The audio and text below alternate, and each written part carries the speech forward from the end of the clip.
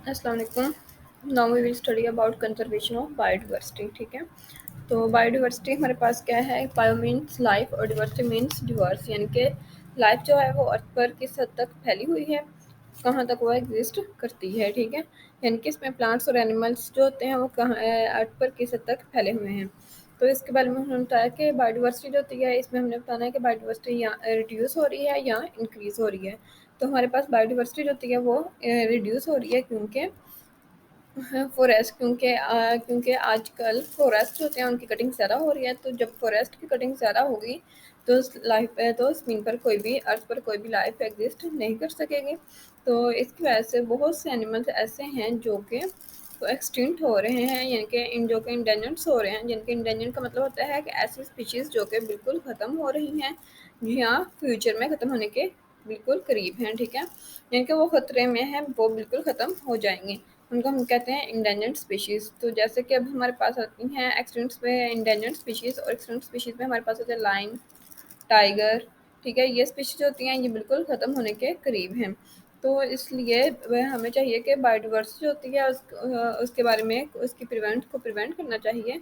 तो उसकी प्रिवेंशन के लिए गवर्नमेंट को कुछ भी नहीं कर रही। तो उसके लिए गवर्नमेंट कुछ भी नहीं कर रही। तो अगर हम देखें कि impacts of human beings on biodiversity, ठीक है, तो इसके लिए हम देखते हैं कि आज से 10,000 ईयर्स एगो, ठीक है, bye 10,000 years ago 5 million peoples on earth, यानी कि 5 मिलियन लोग जो थे वो ज़मीन पर एग्जिस्ट करते थे, रहते थे। जबकि आज 700 million peoples live on earth, के 700 लोग जो होते हैं वो और ज़मीन पर एग्जिस्ट कर रहे हैं। तो पहले देखें कि 10,000 साल पहले 5 मिलियन लोग थे, एग्जिस्ट कर रहे थे। अगर बायोडिवर्सिटी में तब कोई चेंजेस होती तो लाइफ इतनी ज़्यादा पॉपुलेशन होती है वो इतनी ज़्यादा इंक्रीज़ नहीं होनी थी। लेकिन अब हमारे पास कितनी है? 700 million peoples live on earth, 700 million लोग ज़मीन पर रह रहे हैं। तो अब अगर बायोडिवर्सिटी में चेंजिंग होंगी तो हमारे लिए एक बहुत सा खतरा है, थ्रेट्स है। ठीक है, क्यों? क्योंकि हम देखते हैं कि अगर बायोडिवर्सिटी ख़त्म हो जाएगी तो हमारे पास उनकी हैबिटेट जो होती है वो लॉस हो जाएगी, डिफॉरेस्टेशन होगी, ओवर हंटिंग होगी। यानी कि ये हमारे लिए बहुत खतरा है कि अगर पॉपुलेशंस, तो इस तरह उनकी खुराक जो होती है उसमें भी खतरा हो जाएगा, वो भी ख़त्म होना स्टार्ट हो जाएगी। ठीक है, तो अगर हमारे पास खाने के लिए खुराक ही नहीं होगी, हैबिटेट ही नहीं होगा, तो पॉपुलेशंस कैसे इंक्रीज़ करेगी? तो इस तरह ये पॉपुलेशन पर भी काफ़ी इफ़ेक्ट रखता है। तो अगर हम देखें कि कुछ स्पीशीज़ ऐसी होती हैं जो कि हमारे लिए फ़ायदेमंद होती हैं और कुछ स्पीशीज़ हमारे लिए नुकसानदा होती हैं। तो अगर हम देखते हैं कि हमारे पास एक स्टारफिश है, ठीक है, स्टारफिश जो होती है वो ईट करती है मोलस्किस को। ठीक है, अगर स्टारफिश ईट करते हैं मोलस्किस को, लेकिन अगर स्टारफिश इंडेंजर्ड हो जाएगी, यानी कि बिल्कुल ख़त्म हो जाएगी, तो मोलस्किस जो होती है उनकी जो उसकी तादाद जो होगी वो अमाउंट ऑफ मोलस्किस जो होती है वो इंक्रीज़ हो जाएगी।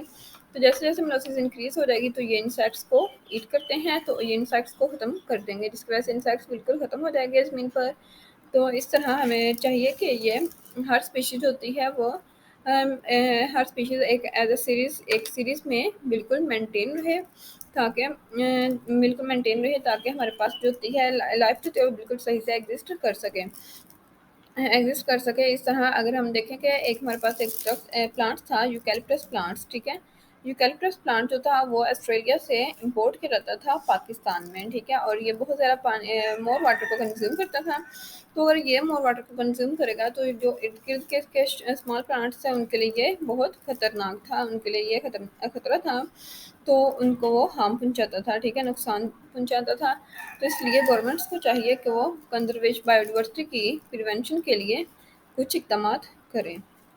ओके।